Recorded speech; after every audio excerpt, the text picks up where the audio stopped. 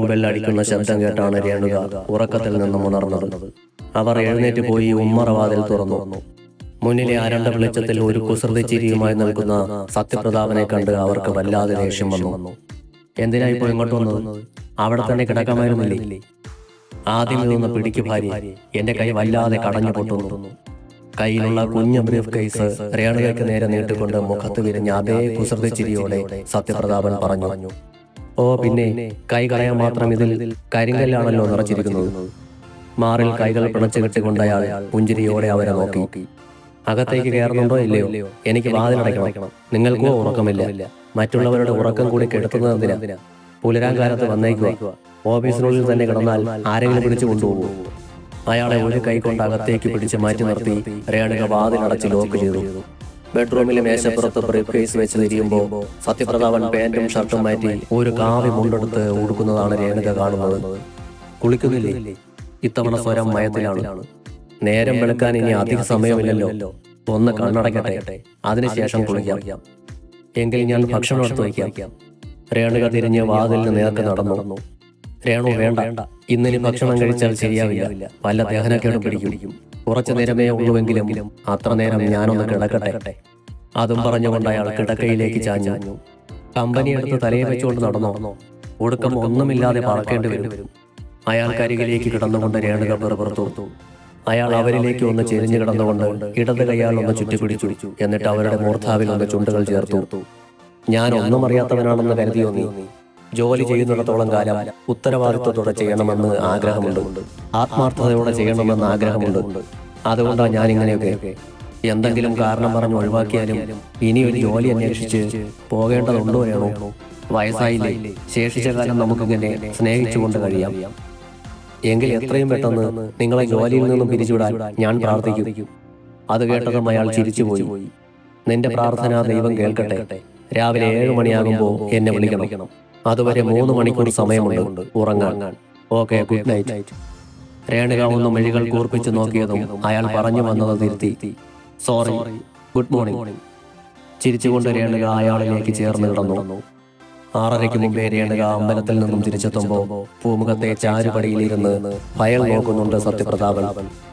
7 മണിക്ക് വിളിക്കാനുള്ളതുകൊണ്ട് തിരക്കിട്ട് അമ്പലത്തിൽ നിന്നും ഓടി വരികയായിരുന്നു ഞാൻ.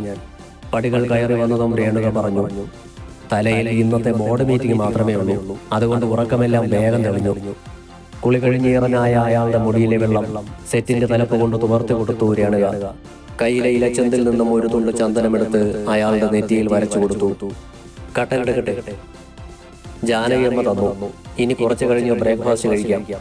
ഇന്നലെ നിന്റെ അടുത്ത് തന്ന ബ്രീഫ് കേസ് മേശപ്പുറത്തിരിപ്പുണ്ട്. അതിലൊരു മഞ്ഞച്ചട്ടയുള്ള ഫയലുണ്ട്. അതൊന്ന് എടുത്തു വന്നേ. അകത്തേക്ക് നടക്കുന്ന രേണുകയെ നോക്കി അയാൾ പറഞ്ഞു. രേണുക കയ്യിലുള്ള ഇലച്ചിന്ത് പൂജാമുറിയിൽ കൊണ്ടുവച്ചതിന് ശേഷം റൂമിലേക്ക് ചെന്നു. അയാൾ പറഞ്ഞതുപോലെ മേശപ്പുറത്തിരിക്കുന്ന പെട്ടിയിൽ നിന്നും മഞ്ഞ ഫയൽ പുറത്തേക്ക് എടുത്തു. തിരിച്ചു വാതിലിന് നേർക്ക് നടക്കുന്നതിനിടയിൽ ഫയലിൽ വച്ചിരുന്ന ലെറ്റർ താഴെ വീണ് സോഫയുടെ അടിയിലേക്ക് നീങ്ങിപ്പോയി. ഇങ്ങനെ ഒരു സംഭവം നടന്നത് രേണുക അറിഞ്ഞതേയില്ല. രേണുക ഫയൽ അയാളെ ഏൽപ്പിച്ചതിന് ശേഷം കിച്ചണിലേക്ക് പോയി. കൃത്യം 10 മണിക്ക് തന്നെ ബോർഡ് മീറ്റിംഗ് ആരംഭിച്ചു.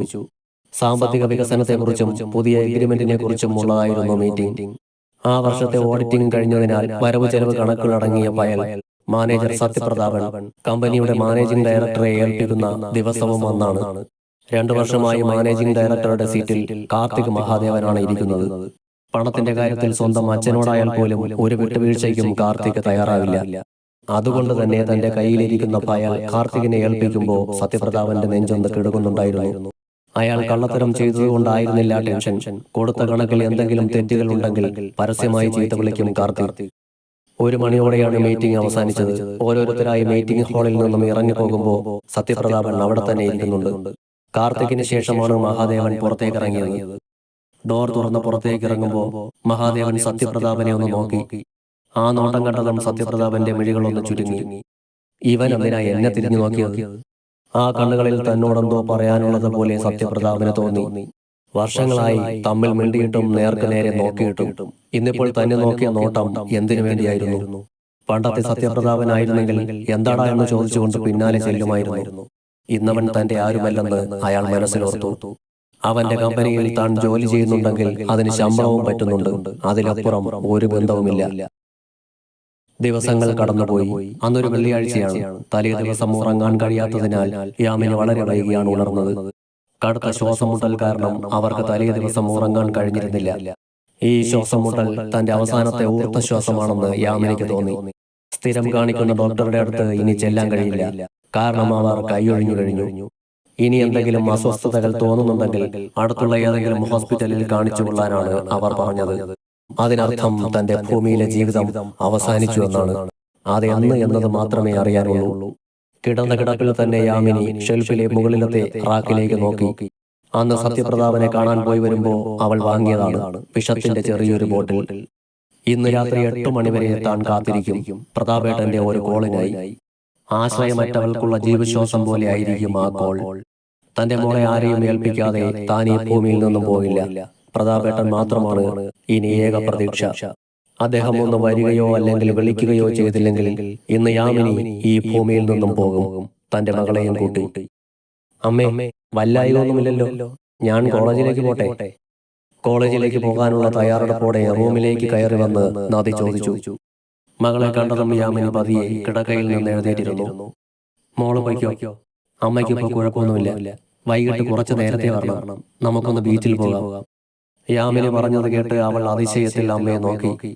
ഇന്നലെ ശ്വാസം മുട്ട് കിടന്ന് പിടഞ്ഞിരുന്ന അമ്മ തന്നെയാണോ ഈ പറയുന്നത്? അല്ലെങ്കിൽ തന്നെ വൈകുന്നേരം മുതൽ മഞ്ഞ് പെയ്തു തുടങ്ങുന്ന കാലമാണ്. ഇനിയും ശ്വാസം മുട്ട് കൂടാനാണോ? യാമിനി നദിയുടെ നേർക്ക് നോക്കി ഒന്ന് ചിരിച്ചു. മനസ്സിൽ വലിയ വലിയ മോഹങ്ങളൊക്കെയുണ്ട്. അതൊന്നും സാധിക്കാൻ എന്റെ മുന്നിൽ ജീവിതം ഇനിയില്ല. അത് നിനക്കും അറിയാലോ. അസ്തമന സൂര്യനെ ഒന്ന് കാണണമെന്നത് മനസ്സിലെ വലിയൊരു ആഗ്രഹമാണ്. ഭൂമിയുടെ തേജസ്സും ഓജസ്സും കടലിനടിയിലേക്ക് ഊളിയിട്ടു പോകുമ്പോൾ അന്ധകാരത്തിൽ ആഴ്ന്നു പോകുന്ന ഭൂമിയെ എനിക്കൊന്ന് കാണണം. ആകാശത്ത് വിരിഞ്ഞു നിൽക്കുന്ന നക്ഷത്ര കുഞ്ഞുങ്ങളെ നോക്കി എനിക്കൊന്ന് പുഞ്ചിരിക്കണം. എന്നിൽ അടിഞ്ഞുകൂടിയ ദോഷങ്ങളെല്ലാം ഈ ജന്മത്തോടെ കഴുകിക്കളയണേ എന്ന് തിരമാല കൂട്ടങ്ങളോട് അപേക്ഷിക്കണം. പിന്നെ മതി, ഇനി എനിക്കൊന്നും കേൾക്കണ്ട. ഞാൻ വൈകുന്നേരം നേരത്തെ വരാം. നമുക്ക് ഒരുമിച്ച് ബീച്ചിൽ പോകാം. അമ്മ റെഡിയായിരുന്നോളൂ. നിറഞ്ഞു വന്ന കണ്ണുകളെ അമ്മ കാണാതിരിക്കാൻ തിരിഞ്ഞു നിന്ന് തുടച്ചുകൊണ്ട് അവൾ പുറത്തേക്ക് ഇറങ്ങിപ്പോയി. അന്ന് ക്ലാസ്സിലിരിക്കുമ്പോഴെല്ലാം നദിയുടെ മനസ്സ് അസ്വസ്ഥമായിരുന്നു. അമ്മയുടെ വാക്കുകൾ അവളുടെ മനസ്സിനെ അത്രയേറെ മുറപ്പെടുത്തിയിരുന്നു. മരണം മുന്നിൽ വന്ന് നിൽക്കുന്നത് പോലെയല്ലേ അമ്മ തന്നോട് സംസാരിച്ചത്. അമ്മയ്ക്ക് എന്തെങ്കിലും സംഭവിച്ചാൽ താൻ എന്ത് ചെയ്യും? അച്ഛൻ എന്നതായിരുന്നു തന്റെ സ്വപ്നം. അവസാന നിമിഷത്തിലെങ്കിലും അമ്മ അച്ഛനെ കുറിച്ച് പറഞ്ഞു തരും എന്ന് കരുതി. അമ്മയുടെ മരണശേഷം അച്ഛന്റെ അടുത്തേക്ക് പോകണമെന്ന് അമ്മ പറയുമെന്നായിരുന്നു തന്റെ കണക്കുകൂട്ടൽ. തന്റെ കണക്കുകൂട്ടലുകളെല്ലാം തെറ്റിച്ചുകൊണ്ടല്ലേ അമ്മ അച്ഛനെ കുറിച്ച് പറഞ്ഞു തന്നത്. പെട്ടെന്നൊരു ദിവസം കാലത്ത് എഴുന്നേൽക്കുമ്പോൾ അമ്മ മരിച്ചു കിടക്കുന്നത് കണ്ടാൽ താൻ എന്താണ് ചെയ്യേണ്ടത്? എവിടേക്കാണ് പോകേണ്ടത്? ആരുടെ അടുത്തേക്കാണ് താൻ അഭയം ചോദിക്കേണ്ടത്? അമ്മയുടെ കൂടെ പോവുകയല്ലാതെ തന്റെ മുന്നിൽ വേറെ ഓപ്ഷനില്ലെന്ന് നദി ഓർത്തു. വൈകുന്നേരം കടൽ തീരത്തെ മണൽത്തരികളിൽ നദി അമ്മയോട് ചേർന്നിരുന്നു. അകലെ ചക്രവാളം ചുവന്നു തൊടുത്തിരുന്നു. അന്നത്തെ അന്നം തേടി പോയവർ ബോട്ടിൽ തിരിച്ചു വരുന്നത് കാണാം. വെറുതെ കാഴ്ച കണ്ടിരുന്നതല്ലാതെ യാമിനി ഒന്നും പറഞ്ഞില്ല. കൂടെ കൊണ്ടുപോകുന്നവളോട് തനിക്കൊന്നും പറയാനില്ലല്ലോ. ഇവിടെ നിർത്തി പോകുന്നുണ്ടെങ്കിലല്ലേ എന്തെങ്കിലും പറയേണ്ടതുള്ളൂ. അവസാന പ്രതീക്ഷയായ പ്രതാപേട്ടൻ ഇനി വിളിക്കില്ലെന്ന് താൻ ഉറപ്പിച്ചു കഴിഞ്ഞു. സൂര്യൻ അസ്തമിക്കുന്ന ഭംഗിയുള്ള കാഴ്ച കണ്ടതിന് ശേഷം യാമിനി മണലിൽ നിന്ന് എഴുന്നേറ്റു. അസ്തമനം കണ്ടു കഴിഞ്ഞു. നാളത്തെ സൂര്യോദയം കാണാൻ യാമിനി ഭൂമിയിൽ ഉണ്ടാവില്ല. യാമിനി എന്ന അധ്യായം ഇതാ ഇവിടെ അവസാനിക്കുകയാണ്. ഒരു നിമിഷം തനിക്ക് ജന്മം തന്ന മാതാപിതാക്കളെ അവൾ ഓർത്തു. അനാഥതയുടെ നീർച്ചുഴിയിലേക്ക് തന്നെ വലിച്ചെറിഞ്ഞ് കടന്നു കളഞ്ഞവരോട് അവൾക്ക് പുച്ഛം തോന്നി. ജനിച്ചപ്പോൾ തന്നെ കൊന്നുകളഞ്ഞിരുന്നെങ്കിൽ എന്നിലൂടെ ഒരു തലമുറ ജനിക്കില്ലായിരുന്നു. ഇത്രമാത്രം വേദന അനുഭവിക്കേണ്ടി വരില്ലായിരുന്നു. 7 വയസ്സുവരെ പോറ്റി വളർത്തിയ താൻ നൊന്ത് പ്രസവിച്ച മകനെ കാണാതെയാണ് തന്റെ മടക്കയാത്ര. അമ്മ ചെയ്തതും ചെയ്യാത്തതുമായ എല്ലാ തെറ്റുകൾക്കും നിന്നോട് മാപ്പ് ചോദിക്കുന്നു. ഇനിയൊരു ജന്മമുണ്ടെങ്കിൽ എന്റെ മക്കളെ എനിക്ക് തന്നെ തരണേ ഭഗവാനെ. കവിളിലേക്ക് ഒഴുകിയിറങ്ങുന്ന മെഴുനീർ കണങ്ങളെ യാമിനി പുറംകൈ കൊണ്ട് തുടച്ചു നീക്കി. ഇല്ല, ഇനി യാമിനി കരയില്ല, ആരെയും ശപിക്കുന്നുമില്ല. എന്റെ ജീവിതം എങ്ങനെയാവണമെന്നത് ദൈവനിശ്ചയമായിരിക്കും. അമ്മയെ തന്നെ നോക്കി നിൽക്കുന്ന നദിക്ക് മനസ്സിലാകുന്നുണ്ടായിരുന്നു അമ്മയുടെ നെഞ്ചിലെ വേദനകൾ അത്രയും. അമ്മേ, സമയം 7 മണിയാകുന്നു, നമുക്ക് പോകണ്ടേ? പോകാം. യാമിനി നദിയെ ചേർത്ത് പിടിച്ചുകൊണ്ട് മുന്നോട്ട് നടന്നു. അടുത്തുള്ള കടയിൽ കയറി 2 ബിരിയാണി പാഴ്സൽ വാങ്ങിയിട്ടാണ് അവർ വീട്ടിലേക്ക് തിരിച്ചത്.